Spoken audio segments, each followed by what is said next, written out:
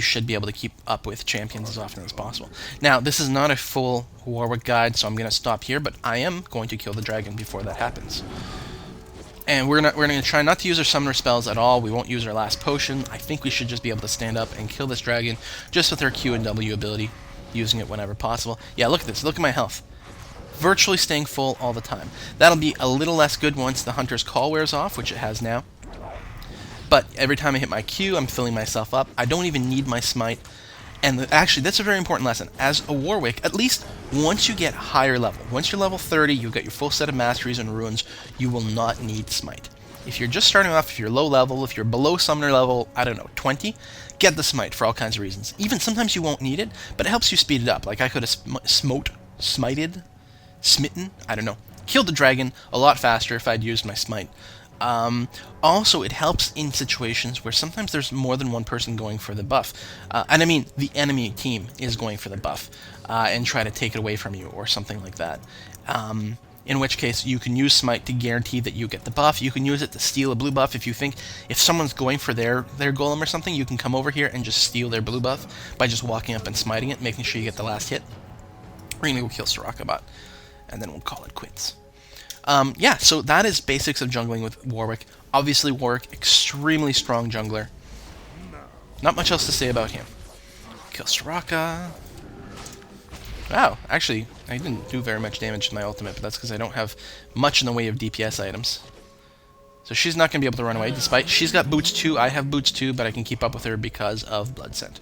Alright, let's come back with another really good jungle champion. Alright, now we're back with Mumu. Now, Mumu has a distinctly different flavor from Warwick. For example, one thing is, whereas with Warwick, I was going with a 2109 build. Very offensive, very based on damage dealing. With the Mumu, I'm going with a 0219 build. Much more tanky, much more defensive.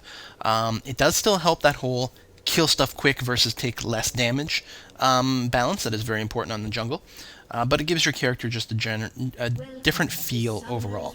He's got two abilities. Actually, let me buy my items first and start walking. I'm going to grab the same items as before, which is just cloth armor, followed by a bunch of health potions.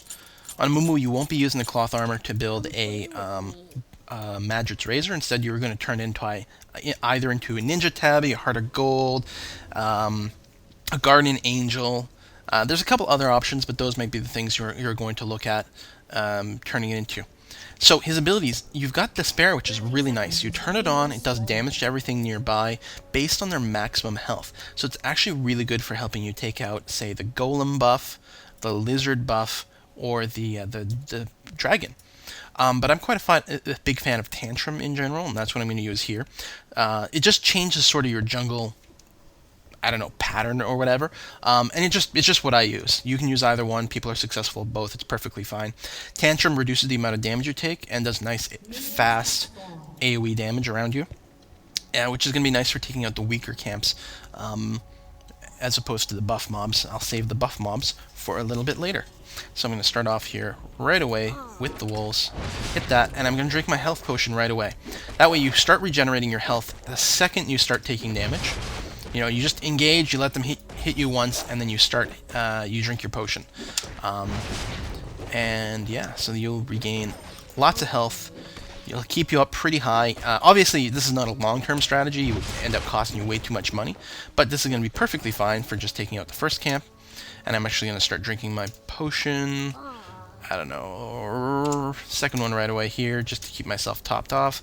And I'm going to go into these wraiths. Now, I saved my smite. I'm going to use my smite on this big wraith in here. It's very important to do, well, I don't know if it's very important. It also levels you up, which is quite nice. Helps you take all these guys out. The reason I do it is because the big wraith, all the wraiths, when they hit you, they regain health based on how much damage they've done. The big wraith hits you so hard, he regains health so quickly, it can take you forever to kill him at low level. So what you're doing is you're taking him out of the equation. So how much health do these guys have? I wonder if it's worth turning on Despair. I may as well. It'll only be on for a couple of seconds until I run out of mana, but I may as well do it. Oh, actually, you know what? I think I screwed up the my pattern here. I shouldn't have drank the potion. I should have just run away. Forgot, with Amumu, I have to go back to town after killing those 2 camps, just because I start to run low on everything, and that's just the way I play it. Probably, if you guys gave it some tests, you'd actually end up with a little bit better of a way to do it. You may not... totally wasted a health potion. You may not need to go back to town at this point. But I'm going to go recharge, get my mana back, and then come back out here and finish off these golems. So I should have poured it as soon as I finished the wraiths. Time is very important when you're jungling, because all the minions gain strength or health and damage, or I don't know exactly what they gain, but every minute or every certain amount of time in the game, they get stronger. So you don't want to waste time or you'll fall behind. And this is especially important if you do something that ends up getting you killed.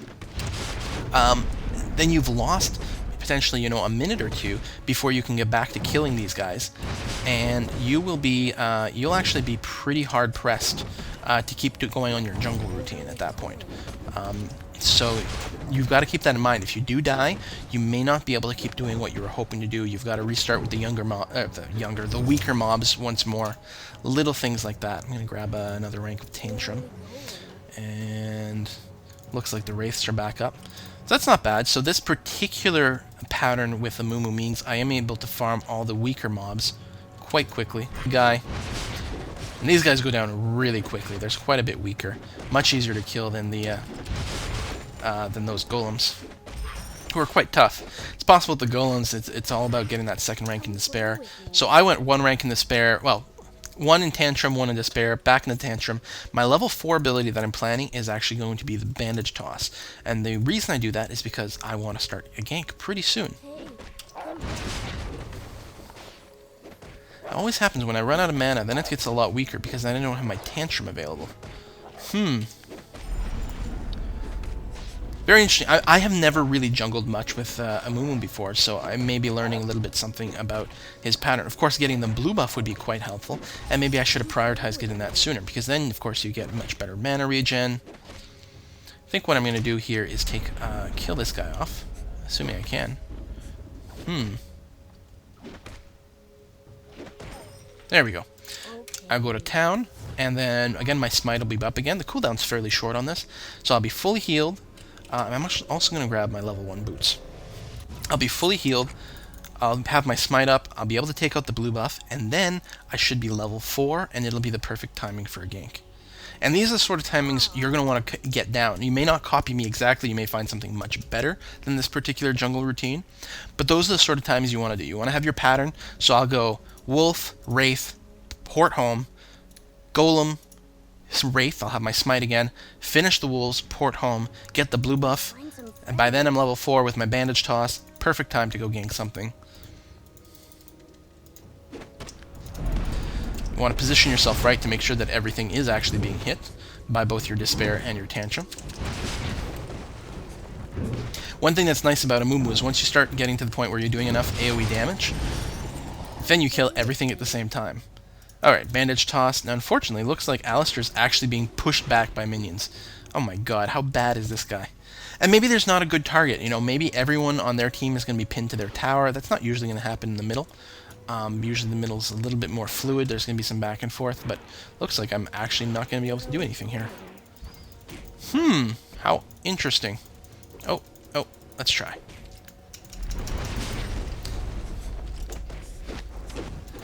Nope, not going to be able to cut it. Got a flash out? Well, didn't have to flash out, but... well. I only have 1 bot loaded. Normally, in a normal game, you have plenty of targets. If the top lane is no good, then maybe the middle or the bottom is going to present something. Or maybe none of them will, in which case you just keep jungling. You're going to go after the red buff. You're going to keep going after the weaker buffs, and so on and so forth. But you really have to look for those gank opportunities. And as Amumu, you're in a good place to do it with your Bandage Toss pretty much whenever you want. Again, to communicate with your team. And then when you get to level 6, you've got your ultimate, then you're in a really, really supremely good shape. So that's going to be it for the jungle tutorial. But I do want to point out, once again, virtually anyone can jungle if you get the right equipment, and especially if you've got Smite. That helps out a lot. Gragas you will see jungle a lot. I actually quite like jungling with Shen, but generally speaking, I tend to do that once I hit maybe level 4 or so. I've never gone with just a straight-up jungle Shen build. I've never gone with Smite or anything like that. That's the other thing. Everyone, once they get at least a little higher level, can have a very, very easy time jungling.